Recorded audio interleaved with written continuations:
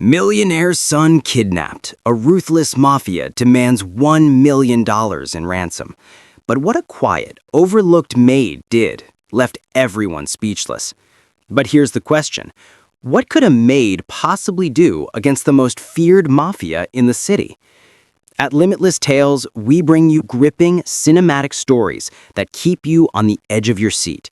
And today, you'll witness betrayal, desperation, and an act of courage no one saw coming. Stay with me until the end, because this is not just a story of crime and ransom. It's a story of how the most underestimated person can change everything. The story begins not in darkness, but in dazzling light.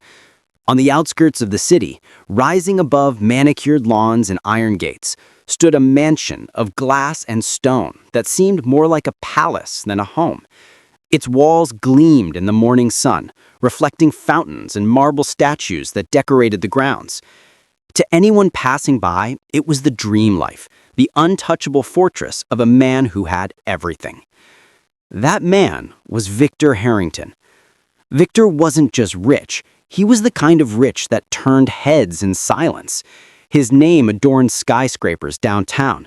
His private jets painted streaks across the skies. His empire stretched from banking to real estate, with power woven into the fabric of the city itself. And yet, with all the billions in his accounts, with all the politicians who bowed at his table, there was only one treasure Victor valued above everything else: his son. Daniel Harrington was 8 years old, small for his age, with tousled brown hair and wide, curious eyes that seemed to drink in the world. To Victor, Daniel was more than his heir. He was the last living thread that tied him to his late wife, Elena, who had passed away years earlier.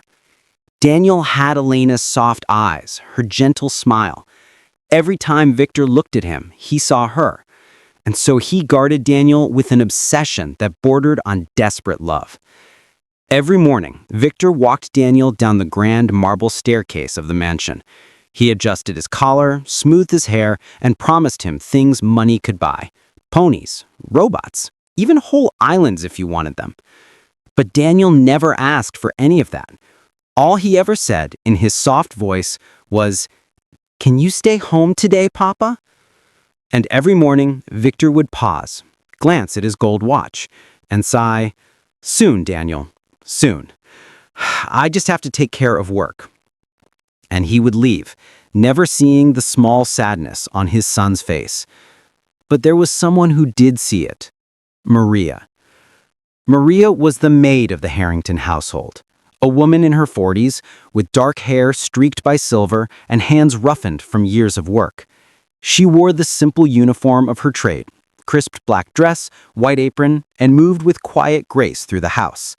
To Victor, she was invisible, part of the background like the chandeliers and polished floors.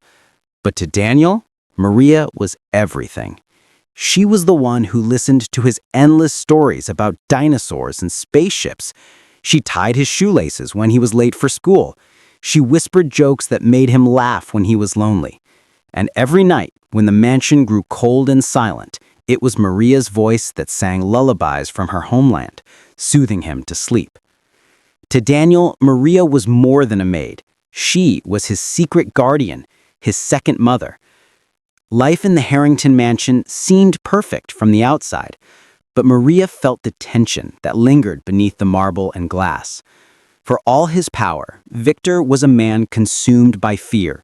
Fear of losing what he loved, fear of enemies that lurked beyond his gates. And he was right to be afraid. Because while Victor flaunted his wealth, while he strutted across boardrooms and charity galas, there were others watching. Men who didn't see a proud father and his son. They saw opportunity. They saw a weakness. And in the world of shadows, nothing was more valuable than a billionaire's child. It began subtly. A black van idling near the gates longer than it should. Strange calls at odd hours that hung up when answered. Delivery men whose eyes lingered too long at the mansion's doors.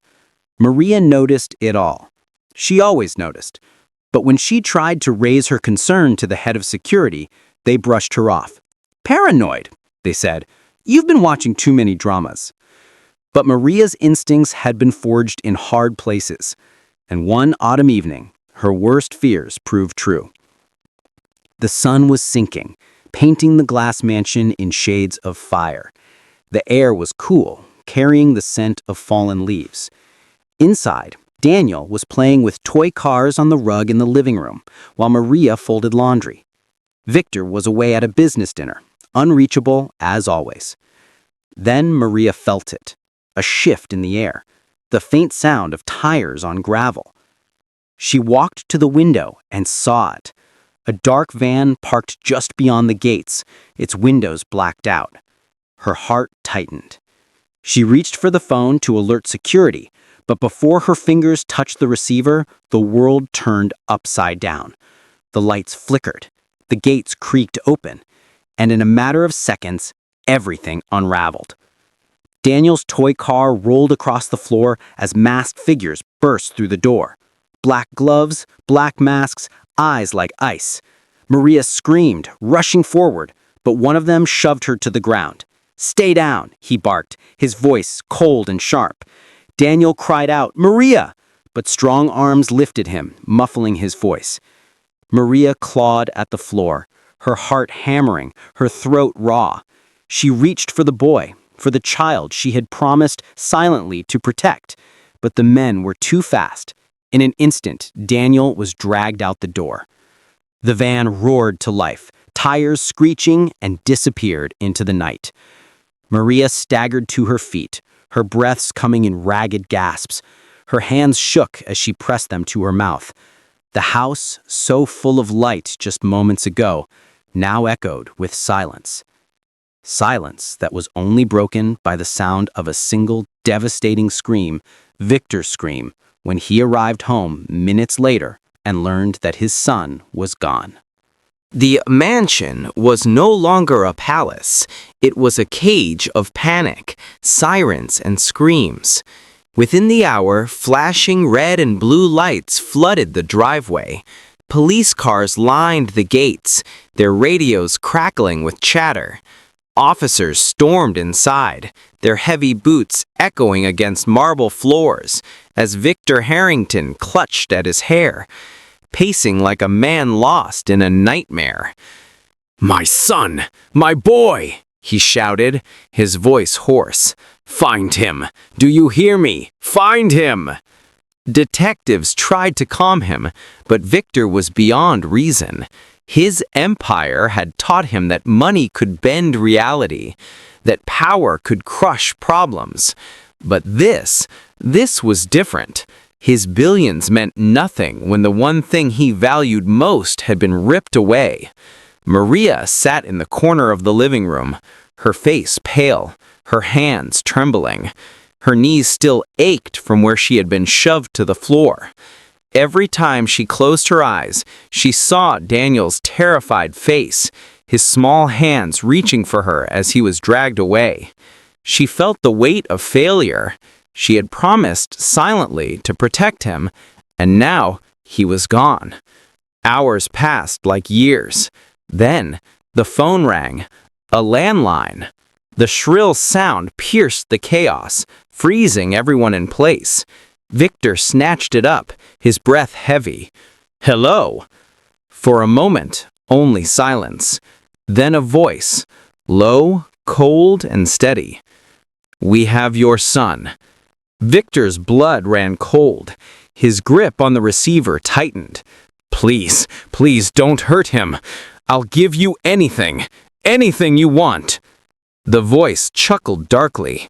"We don't want anything. We want everything. $1 million in cash, 48 hours, or your boy disappears forever." Victor's knees buckled. He gripped the edge of the table, his face white as marble. I'll pay double, triple, anything." No negotiations. 1 million. You'll receive instructions. If you call the police, if you play smart, the boy dies. Then came a sound that tore through Victor's soul. a child's sob, Daniel's voice muffled and frightened. "Papa!" "Daniel!" Victor screamed into the phone. "Daniel, hold on! I'm coming for you!" The line went dead. The phone slipped from his hands and clattered to the floor. For the first time in his life, Victor Harrington fell to his knees. His fortune, his pride, his power, none of it could shield him from the sound of his son crying in the dark.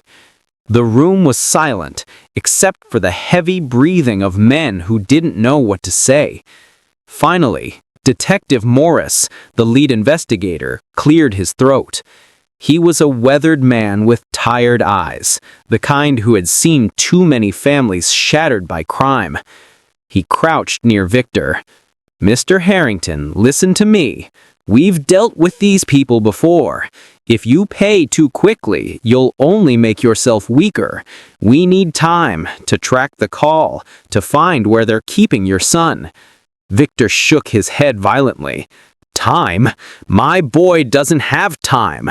Did you hear him? Did you hear his voice? They'll kill him if I don't pay." Morris kept his voice firm. "If you pay, they'll take the money and vanish. Do you really think men like this will let him go? These are not business partners, Mr. Harrington. They are killers." Victor pressed his face into his hands. He was drowning in terror. He had built his empire on control, yet here he was powerless. Maria sat in the corner of the living room, her eyes narrowed. She was not listening just to the words, but to the details between them. The call had carried faint noises beneath the voice, a low, distant horn, the hiss of brakes. A train. She had a flash of recognition. She knew that sound. She had heard it countless times walking home from the market, passing the old railway lines that ran near the abandoned shipping district. Her stomach turned cold. Could that be where Daniel was? She wanted to speak, to tell the detectives, but fear clenched her throat. What if she was wrong? What if she drew her attention to herself? What if speaking only made things worse? So she remained silent, but her mind did not. That night, the mansion was restless. Officers patrolled the halls, radios buzzing. Victor sat in his office, staring at the photo of his son, a smiling boy with chocolate ice cream smeared on his cheeks. His tears fell freely, staining the picture frame. Maria, meanwhile, worked quietly in the kitchen, though no one had asked her to. It was her way of thinking, her way of listening to the silence. Her memory replayed every detail of the call, the voice, the echo, the faint noises. And one detail gnawed at her. In the background, she had heard not only the horn, but the faint crash of water. Waves. Her chest tightened. She knew exactly where those sounds met, the old shipping docks by the river.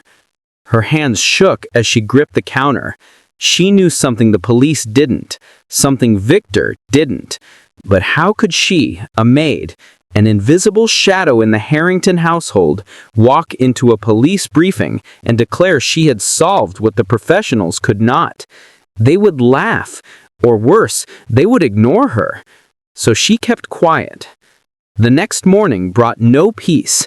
Instead, another package arrived at the mansion gates, a small box wrapped in plain brown paper. Inside was a videotape. The detectives gathered in the living room, the curtains drawn as the videotape played on the large screen. The image flickered to life, grainy and dim. There was Daniel, blindfolded, his small body tied to a chair. He whimpered softly, calling for his father. Behind him stood a man in a black mask, holding a pistol. His voice filled the room, low and merciless. "Time is running out. $1 million. 36 hours now. Fail us, and you'll receive your son in pieces." The screen went black. Victor staggered forward, his face contorted in pain. My boy, He collapsed into the couch, sobbing uncontrollably. Detective Morris slammed his fist against the table. "They're escalating. They want him broken. They want you desperate." Victor's eyes flared with rage. "Then desperate I will be. I don't care what you say. I'll pay them. I'll give them the damn money tonight." Morris tried to argue, but Victor roared over him, his voice trembling. "That's my son. If I lose him, nothing else matters. Do you hear me? Nothing." The room fell silent, and in that silence, Maria's eyes flickered again. She had seen something in the video others had overlooked. Behind Daniel's chair, half hidden in the shadows, was a mark on the wall, a symbol. A graffiti tag she knew well, one that belonged to the gangs that haunted the shipping docks. Her suspicions were no longer suspicions. She was certain now. She knew where Daniel was. But the question gnawed at her. What could she do with that knowledge? She was only a maid, an invisible shadow in the Harrington household. Yet somewhere deep inside her, a spark lit. Invisible or not, she would not let Daniel suffer alone. The clock ticked. 36 hours. The Mafia's deadline was closing in. The Harrington mansion was gripped with fear. Victor counted stacks of cash in his office, tears staining the bills. Detectives argued strategy in hushed voices, none of their plans convincing even themselves. And Maria stood by the window, staring out toward the city skyline, toward the river docks that no one else dared think about.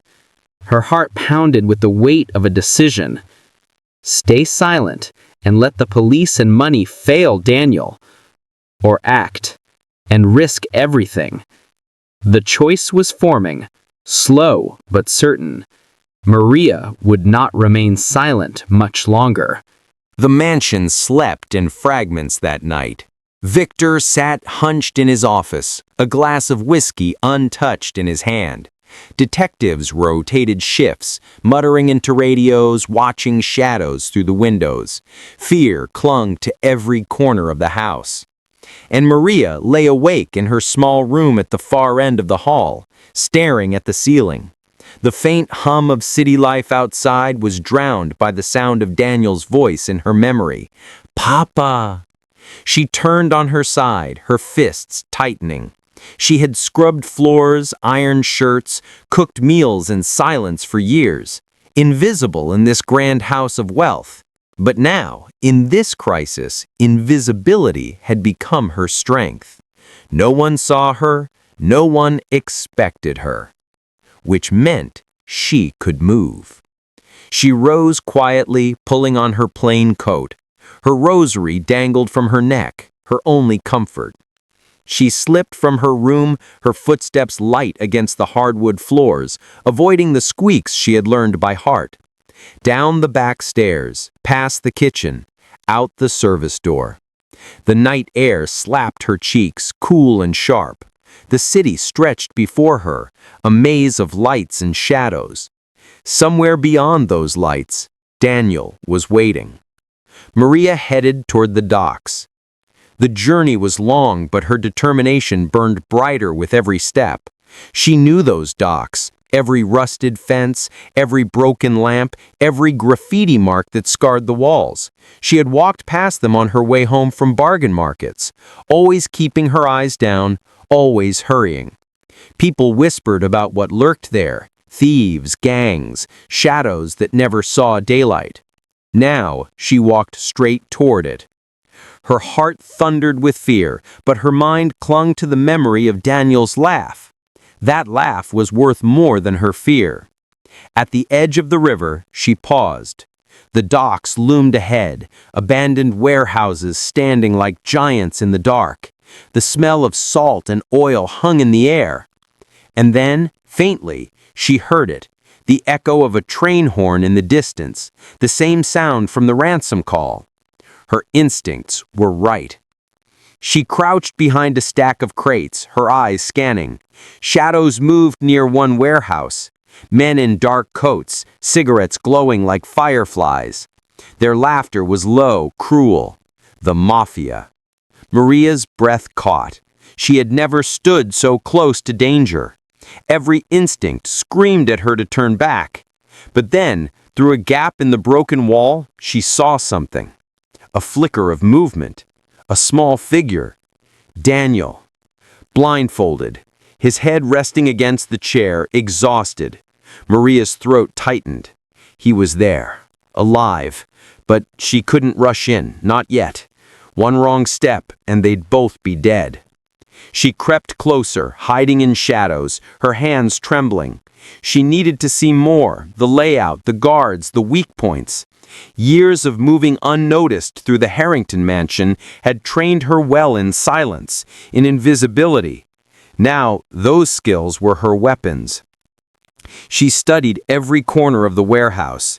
2 guards outside, 3 inside.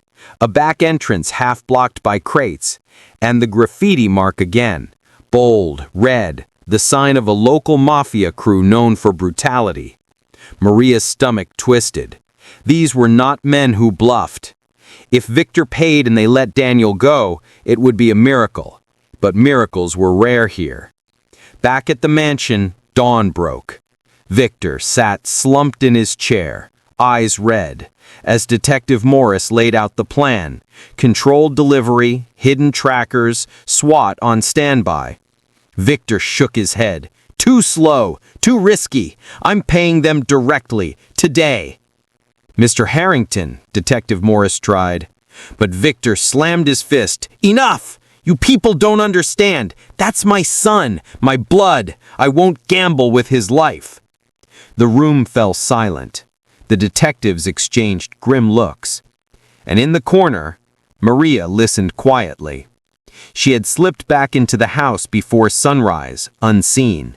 But her heart raced with what she knew. She wanted to speak, to scream the truth, to tell Victor that Daniel was being held in the docks, that she had seen it with her own eyes. But then a thought stabbed her. If she told them, the police would storm in with guns. The Mafia would panic, and Daniel would be the first casualty. No, she couldn't risk that. Not yet. Maria bowed her head, her lips whispering a silent prayer. Lord, guide me. That afternoon, another message arrived. This time, it wasn't a tape. It was a finger. Wrapped in a bloodied cloth, delivered in a small box. Victor's scream rattled the walls. He staggered back, his face pale, his hands trembling violently. No, it can't be. Oh God, it can't be. Detective Morris inspected it with cold detachment, though even his eyes burned with anger. It's not the boys, he confirmed grimly. It's staged. They want to terrify you. But Victor was already broken. His body shook, his voice a whisper. They're monsters. Monsters. Maria felt her stomach churn. The Mafia wasn't just demanding money. They were dismantling Victor's spirit, piece by piece. And time was running out. That night, as the Harrington mansion drowned in grief and arguments, Maria sat in the kitchen, staring at her hands. Calloused, rough, worn from years of labor. Hands no one ever noticed. Yet maybe these were the very hands that could make a difference. She rose slowly, resolve sharpening in her eyes. She couldn't sit by while a boy's life ticked away. She couldn't trust the Mafia to honor their word, nor the police to act without bloodshed. It was her turn. She would go back. Not just to watch this time, but to act. 2 nights after the kidnapping, Maria returned to the docks. This time she carried nothing but courage and a plan. She had memorized the guards' patterns. One smoked near the gate, stepping away every few minutes to flick ash. Another paced by the back, bored and lazy. She waited in the shadows, timing their movements, her heartbeat a drum. When the moment came, she slipped through the back entrance, crawling low behind the crates. Inside, her breath caught. Daniel was still there, bound to the chair, his face pale, his lips trembling in restless sleep. A lamp cast dim light across the room. Two men sat at a table, cards in hand, a bottle of liquor between them. Maria's knees weakened. She had never been so close to danger. One wrong sound and she would join Daniel as a hostage, or worse. But her resolve steeled. She scanned the room for anything she could use. There, a rusty pipe along the wall, a loose plank on the floor. Small weapons, but in desperate hands, they could be enough. She inched forward, her breaths shallow. Every step was a prayer. Her eyes locked on Daniel. She wanted to whisper to him, to tell him that he wasn't alone, but silence was her shield. Then one of the men rose suddenly, stretching. Maria froze. He walked to the corner, just feet from where she crouched in shadow. His cigarette flared, smoke curling in the air. Her heart stopped. If he turned, she was finished. But he didn't. He cursed under his breath about the cold, spat on the ground, and returned to the table. Maria exhaled, her body trembling. She couldn't linger. She had to act.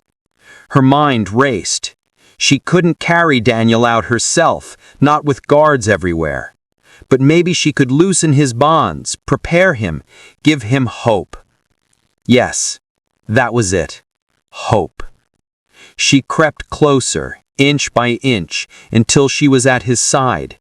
Her fingers reached out, trembling, brushing against the ropes that cut into his wrists. Daniel stirred. His head lifted slightly, blindfold shifting. He let out a small gasp. "Shh," Maria whispered, her voice a feather. "It's me, Maria. I'm here." His body stilled, then relaxed as recognition dawned. Maria's eyes burned with tears. "I won't leave you, Niño. I promise." Her hands worked quickly, loosening the knots just enough for him to move when the time came. Then from her pocket, she slipped him a tiny object she had brought. A piece of broken mirror, sharp enough to cut the rest of the ropes when the chance came. "Hold on," she whispered. "Be strong. I'll come back." And with that, she melted back into the shadows, vanishing before the men even noticed. Back at the mansion, Victor raged at the police, demanding faster action. Morris tried to calm him, but the truth was grim. The Mafia controlled the board. What no one knew, not Victor, not Morris, not the Mafia, was that the game had just changed. Because the Maid they all overlooked had entered it. And she was not afraid to risk everything. The Harrington mansion had become a fortress of despair. By the third day, every room carried the heavy air of fear, as if the marble walls themselves knew a child's laughter was missing. Curtains stayed drawn, meals went untouched, and Victor's once commanding voice was reduced to hoarse mutters, cracking under grief. Victor was no longer the powerful billionaire. He was simply a father, crumbling. He had instructed his accountants to liquidate whatever assets necessary. $1 million in unmarked bills was already being gathered, packed neatly into black duffel bags. To him, it wasn't money anymore. It was a lifeline, the only thread connecting him to his son. But money had its own cost. Detective Morris warned him again and again. If you pay, there's no guarantee they'll let Daniel go. Men like this see weakness, and weakness feeds them. Victor's response was always the same. "I don't care. I'll pay twice that, 3 times. Just bring him back."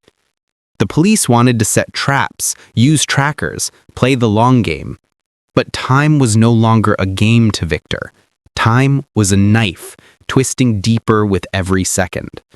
And while the mansion boiled with arguments and plans, Maria stayed silent. She served meals no one ate, cleared plates left untouched, and swept floors no one cared about. To the detectives, she was invisible. To Victor, she was background. But inside her chest, her heart beat like a war drum. because Maria carried a secret no one else knew. She had seen Daniel, touched him, loosened his ropes, placed a shard of broken mirror in his small hand, and the boy knew. He knew someone hadn't abandoned him. That knowledge burned in her veins, driving her to act. She couldn't tell Victor, she couldn't tell the police. One wrong word, one rushed raid, and Daniel would be gone forever. No. If this rescue was going to happen, it had to come from her. The next evening, Maria slipped away again. Her rosary tapped softly against her chest as she moved through the dark streets, each step faster, steadier. The docks loomed in the distance, their crooked warehouses lit by the occasional flare of cigarettes. She had studied their patterns for hours the night before. Guards rotated every 30 minutes. The two inside grew drunker with each bottle. A sloppy rhythm, dangerous, but exploitable. Tonight, Maria came prepared. Hidden beneath her coat were simple tools, a screwdriver, a pair of scissors, and a small bottle of cleaning alcohol she had stolen from the mansion's supply closet. Not weapons in the traditional sense, but Maria knew the truth. In desperate hands, anything could be a weapon. She crouched behind the crates once again, watching the guards with narrowed eyes. Patience was survival. Inside, Daniel sat slumped, his head hanging low. The rope still held him, but Maria prayed he clutched the shard she had given him. The two men at the table were louder tonight, slamming cards, laughing drunkenly. Their distraction was Maria's window. Slowly, painfully slowly, she crept along the shadows, her body pressed to the cold wall. Every step felt like a scream in the silence, but the men didn't look up. Their laughter covered her movements. She reached Daniel. His eyes fluttered open beneath the blindfold, sensing her presence. His lips trembled, whispering soundlessly, "Maria?" She pressed a finger to her lips, then leaned close. "Soon. Be ready." Her hands worked at the ropes again, loosening them further, each knot yielding to her trembling fingers. She slipped the scissors into the folds of his chair, just within his reach. A final weapon, a final hope. Then she melted back into the darkness. But just as she was about to retreat, a sound froze her blood. "Hey!" One of the men at the table had risen, swaying on his feet, his bottle dangled in his hand. His eyes narrowed at the shadows. "Did you hear that?" he muttered. The other grunted. "Rats, places crawling with them." But the first man shook his head, stumbling closer. His boots crunched against gravel. Each step thundered in Maria's ears. She held her breath, pressing into the wall, her rosary digging into her palm. The man stopped just feet away, squinting. Then, miraculously, he belched, cursed under his breath, and staggered back to the table. Maria exhaled, her knees weak. Too close. Far too close. She retreated silently, slipping out the back entrance, her heart racing like wildfire. Back at the mansion, Victor was on the phone. His voice was tight, desperate. "Just tell me where to bring it. 1 million, cash, tonight." Maria froze outside his office, listening. The Mafia had called again. They were ready for the exchange. The plan was simple. Victor would bring the money to a designated location. Alone. No police, no tricks. Only then would they release Daniel. Victor agreed before the detectives could stop him. When he hung up, he buried his face in his hands, trembling.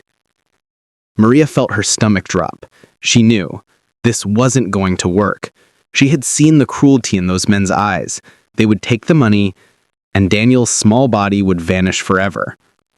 She couldn't let that happen. Maria returned to her room, locking the door. She sat on her bed, hands shaking, staring at the scissors she had stolen. The weight of her decision pressed on her chest. She was only a maid. She had no power, no weapons, no training. But she had something those men didn't. Love. Not the shallow love of riches, but the kind forged in sacrifice, the kind that made her willing to stand between a child and death itself. Maria bowed her head, whispering a prayer. "Lord, give me courage. If my life is the price, So be it. But let Daniel live. And in that moment, something inside her hardened. She would not wait. She would not trust the Mafia's word. Tonight, before the exchange, she would strike. Hours later, Maria returned to the docks for the third time. The air was colder now, the fog thick along the river. But something was different. The guards were alert, their cigarettes gone. Their laughter was replaced by silence. The deal was approaching. Maria crouched low, her mind racing. She couldn't waste time. If she didn't act now, Daniel's life would be sold for nothing. She crept towards the back entrance again, her screwdriver clenched tightly. The rusted door creaked as she nudged it open, slipping inside. The warehouse smelled of sweat and smoke. Daniel still sat in the chair, his small hands twitching. One man paced while the other checked the money bags stacked by the door. Maria's pulse quickened. The ransom was already here. Victor must have delivered it secretly. And Daniel was still tied. Maria's eyes darted. The scissors, the shard of mirror, his small, trembling hands. Could he do it? Could she create the distraction he needed? She gripped the screwdriver tighter. This was it. Then footsteps echoed outside. Heavy. Confident. The door slammed open. A new figure entered, taller, broader, his presence sucking the air from the room. His suit was immaculate, his shoes polished, his face, scarred across one cheek, twisted into a cruel smile. The Mafia boss. He glanced at Daniel, then at the bags of money. His grin widened. The Harrington fortune. Easier to pluck than I thought. Maria's stomach dropped. She hadn't planned for him. She hadn't planned for this. But her time was gone. The game was ending. She whispered one last prayer and stepped from the shadows. The warehouse air was thick with smoke and menace. Maria's footsteps echoed softly as she stepped into the open, her figure small and plain against the towering crates and looming shadows. The guards froze. The card players slammed their hands on the table, springing to their feet, and Daniel's head shot up, his blindfold shifting as he gasped. "Maria!" he cried, his voice muffled by the ropes. The Mafia boss turned, his scar catching the dim light. His eyes narrowed in surprise and then amusement. "Well, well," he drawled, "what do we have here? A mouse in the lion's den." Maria's heart pounded, but she kept the chin high. She had no weapon but the screwdriver clenched in a fist, hidden in the folds of a coat. Her voice trembled, but her words were steady. "Let the boy go." The guards laughed, harsh, cruel laughter that bounced off the concrete walls. "Let the boy go?" one sneered. "Lady, you've got some nerve." The boss chuckled darkly, stepping closer. "Who are you, huh? The billionaire's mistress? A desperate nanny looking for attention?" Maria's lips tightened. "I'm her maid." The room erupted with laughter again, but Daniel's small voice cut through it. "She's not just a maid, she's my friend." The boss's smile faltered for a moment. Then he waved a hand and the guards advanced. Maria's pulse spiked. This was the moment. If she faltered, Daniel would be lost forever. Her voice rang out louder now, filled with a strange, steady power. "You think you hold all the cards, but you don't. I know your secret." The boss froze mid-step, his eyes sharpened. "What did you say?" Maria's breath caught. She had no real secret, only a desperate bluff, but she pressed on. "I know where you hide the rest of your money, the accounts you keep offshore, the properties under false names. Do you think Victor Harrington doesn't have ways to uncover what belongs to him? Do you think the police won't be interested when I tell them?" The men glanced at each other, unease flickering in their eyes. The boss's face hardened, fury flashing across his scar. "You're lying," he hissed. Maria took a step forward. "Am I? Then why are you afraid?" The boss's jaw clenched. For the first time, Maria saw it, the crack in his armor. Greed was his pride, and greed could be turned against him. She continued, her voice sharp now. If you kill Daniel, Victor will unleash hell. Not just the police, politicians, media, private armies. You'll be hunted. Every dime you've ever stolen will be traced. But if you let the boy go, maybe you walk away with the money and your secrets stay buried. The room fell silent. The boss stared at her, eyes burning. Then, slowly, a smile crept back across his face. You've got fire, I give you that. But guts don't beat bullets. Maria stared back, refusing to look away. Maybe not, but love does. The boss blinked, then threw back his head and laughed. Love, in this world, you're a fool. Maria's gaze flicked toward Daniel, whose small hands twitched against the ropes. She prayed he remembered the show out of Mirror, the scissors hidden in the chair. Then, fool, she whispered. Daniel's fingers worked furiously, hidden from view. The shard bit into the ropes, fraying them slowly. His wrists stung, but he didn't stop. Maria's voice, her courage, was buying him precious seconds. The boss straightened, turning to his men. Kill her, and when the billionaire cries for his maid, maybe then he'll pay twice as much for the boy. A guard raised his gun. Maria's eyes shut, her lips moving in silent prayer. But before the trigger was pulled, chaos erupted. Daniel had freed one hand. With a desperate cry, he grabbed the scissors and slashed the ropes around his chest. He lunged forward, knocking over the chair with a crash. The guards spun, shouting. Maria twisted free from their grip in the commotion. "Run, Daniel!" she screamed. The boy scrambled, ripping the blindfold from his eyes, dashing toward her. Bullets rang out, shattering wood and glass. Maria threw herself across the floor, arms outstretched. She caught Daniel, pulling him into her arms, shielding his small body with her own. The boss roared in fury. "Get him!" Maria clutched Daniel close, her breath ragged. "Stay behind me, Nino, no matter what." They sprinted toward the back door, weaving between crates as bullets whizzed by. A guard lunged, but Maria swung the screwdriver she had snatched back up from the floor, jamming it into his side. He howled in pain, crumpling.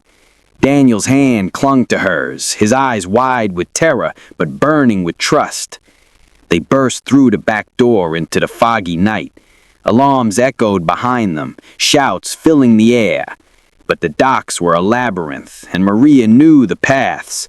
Years of quiet walks had etched every corner into a memory. She pulled Daniel through narrow alleys, ducking beneath rusted staircases, weaving through crates until the shouts grew distant. At last they collapsed behind a pile of barrels, their chests heaving. Maria cradled Daniel's face in her hands, tears streaming down her cheeks. "You're safe now. I got you." Daniel buried his face against the shoulder, sobbing. "I knew you'd come. I knew it." Maria's heart broke and healed all at once. "Always," she whispered. But it wasn't over. Not yet. Because footsteps thundered again. The mafia wasn't finished. The boss himself was coming. Maria rose slowly, her body trembling, but her eyes burning with resolve. She held Daniel behind her, gripping the screwdriver like a dagger. This was it, the moment of truth. She wasn't just a maid anymore, she was a warrior, and she would fight until her last breath. The night was alive with echoes, boots slamming against wood, angry shouts tearing through the fog, the metallic click of guns being cocked. Maria's lungs burned as she held Daniel close, crouched behind the barrels. Her body shook, not from weakness, but from the sheer force of adrenaline flooding her veins. Daniel's small hands clutched her sleeve. His voice trembled. "Maria, they're coming." She looked into his frightened eyes and whispered, steady and fierce, "Then we face them, together." The footsteps grew louder.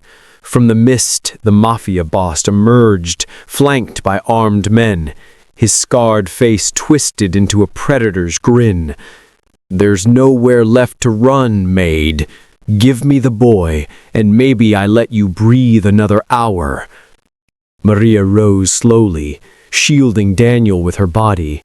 The screwdriver gleamed faintly in her grip, pathetic against their guns, yet she held it like a queen holding a sword. "You'll have to kill me first," she said, her voice unshaking.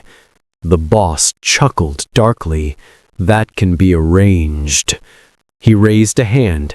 The men fanned out, guns raised, ready to end it. And in that instant, Maria made her move.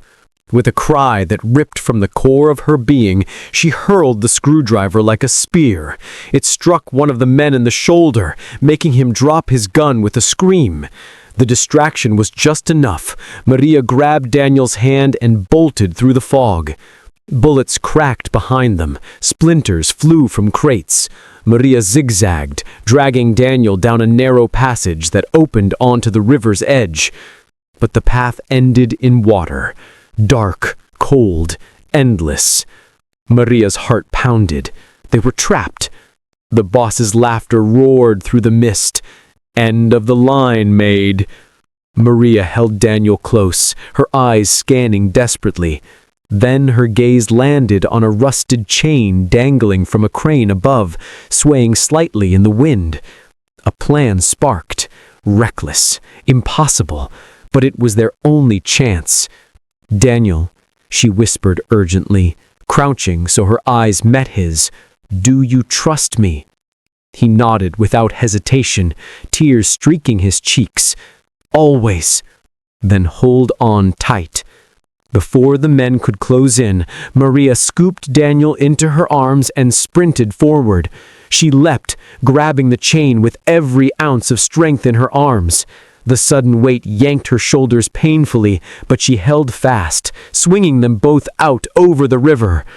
Gunfire erupted. Bullets pinged against metal.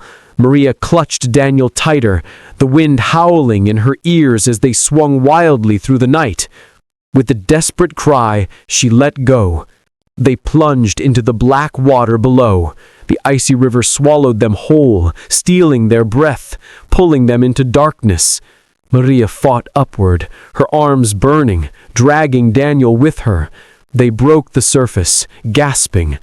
"Swim, Niño," she urged, pushing him toward the far bank. Behind them, the mafia boss roared in fury. "After them!" But the river was wild, the current sweeping Maria and Daniel farther and farther away. Gunshots cracked, but the fog shielded them. The men's shouts grew distant. At last, Maria felt sand beneath her feet. She staggered onto the shore, coughing, her hair plastered to her face.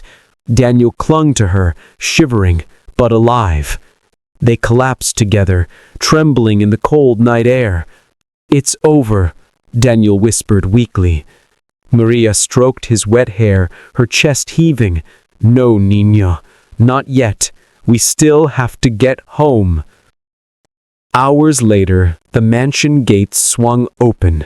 The police had nearly given up hope when headlights cut through the night and a battered figure stumbled forward, clutching a small boy. "Daniel!" Victor's roar tore through the silence. He sprinted across the courtyard, falling to his knees as Maria pushed the boy into his arms. Victor cradled his son, sobbing openly, his tears soaking Daniel's hair. "My boy, my precious boy, I thought I lost you." Daniel's voice was faint, but filled with trust. "Maria saved me." Victor's eyes lifted, and for the first time in his whole life, he truly saw the woman who had worked in his house for years. Maria stood dripping wet, shivering, her hands cut and bruised, her eyes hollow with exhaustion, but her posture was unbroken, her gaze steady. She had faced the mafia with nothing but courage. She had risked her life for his son. Victor rose slowly, still holding Daniel. He stepped toward Maria, his voice breaking. You did what all my money, all my power could not. You saved him." Maria hesitated, her voice quiet. "I only did what any mother would do." Victor's throat tightened. Elena's face flashed in his mind. The woman he had lost, the love he thought no one could replace.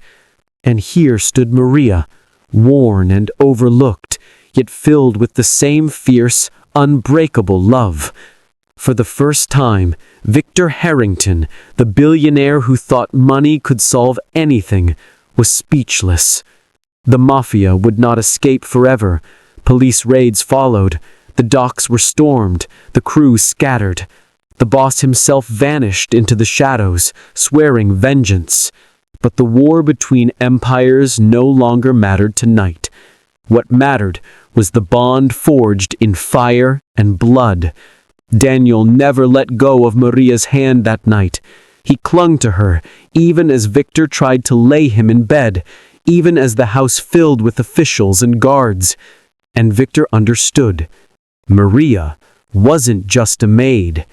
She was family. In the weeks that followed, the Harrington name dominated headlines. Billionaire's son rescued from mafia. Maid bravely defies crime syndicate.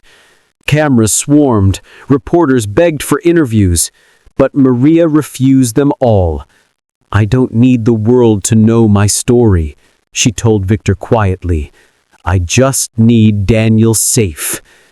Victor nodded, humbled in a way he had never known. For the first time, wealth meant nothing. Gratitude, love, humility, these were riches he had overlooked his entire life. And though he tried, oh how he tried to repay Maria with money, houses, anything she wanted, she shook her head each time. "I don't need more," she said softly. "I already have enough." But Victor would not rest until he found a way to honor her, because Maria had reminded him of something no empire could buy, that even the mightiest walls can crumble, but the heart of the overlooked can save kingdoms.